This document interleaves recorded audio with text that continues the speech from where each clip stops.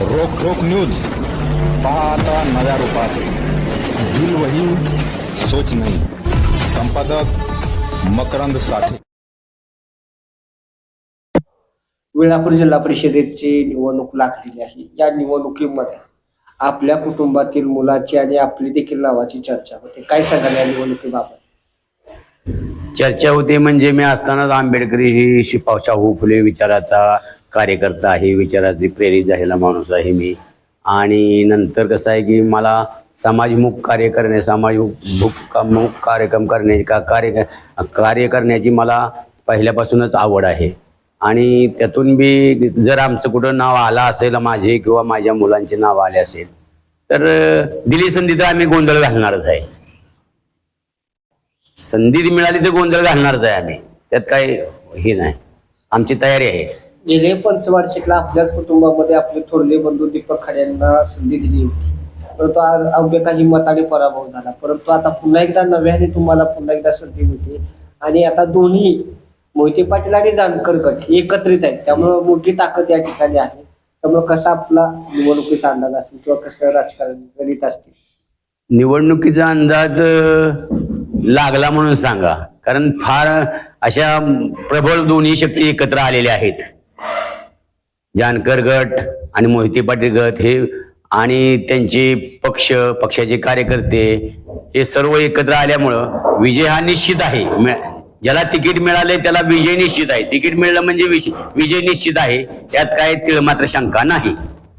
आता काल परवा महानगरपालिका असतील, नगरपालिका असतील आणि इतर राज्यातल्या निवडणुका असतील, इकडे वातावरण वेगळं दाखवलं जातं. परंतु सोलापूर जिल्ह्यामध्ये मात्र एक शरदचंद्र पवार साहेबांच्या नावाचा ठपका अजूनही कायम आहे.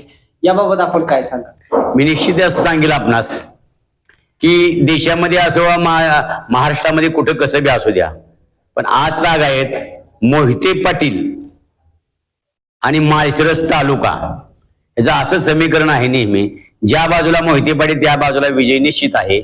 आणि त्यातनं पुन्हा ह्या शिखरावर कळस म्हणून उत्तमराव जानकर आहेत. आता ही जानकर आणि मोहिते ज्या बाजूला असतील त्या बाजूला विजय निश्चित आहे. आपल्या तसं पाहिलं तर माळशिरस तालुक्याची एकच अशी आहे की आपला तालुका संगमावर आहे, नीरा आणि भीमा एकत्र येत असतील. तसंच हा संगमावर आलेल्या प्रत्येकाचा उद्धारच होत असतो आणि झालेला आहे. परंतु आता तसे जानकर आणि मोहिते पाटील हा एकत्र आलाय, त्यामुळे जे कोणी यांच्या सोबत असेल, त्यांच्या बरोबरीनं असेल, त्यांचा उद्धार झाल्याशिवाय राहत नाही आणि त्याचा विजय निश्चित आहे. हे काय सांगायचं म्हणजे ते मात्र शंका नाही. गेले 2-3 दिवसापासून जशा जिल्हा परिषदेच्या रणधुमाळी सुरू झाली तेव्हापासून गरुड बंगल्यावरती कार्यकर्त्यांची मोठी गर्दी उसळलेली पाहायला मिळते. त्यामध्ये आपणही होता. आपण आपल्या उमेदवारीबाबत किंवा आपल्या मुलाच्या उमेदवारीबाबत चर्चा केली?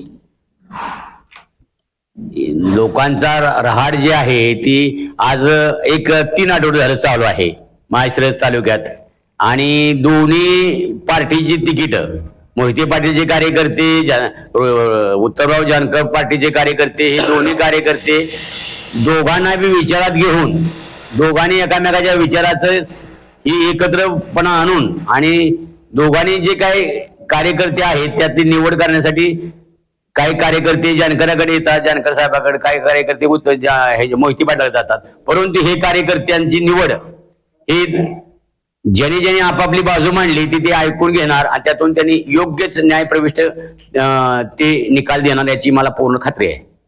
उत्तमराव जानकरांनी जर आपल्याला संधी दिली तर आपण निवडणुकीमध्ये 101% मी जानकर साहेबांनी जर दिली संधी आणि मोहिते पाटलांनी दिली संधी तर 101% मी माझं तन मन धन पूर्ण पणास लावून मी याच्यामध्ये इलेक्शनला उतरणार. यात काय म्हणजे कुणी सांगायची किंवा भविष्य करायची मला गरज नाही. विजय निश्चित. विजय निश्चितच राहणार आहे.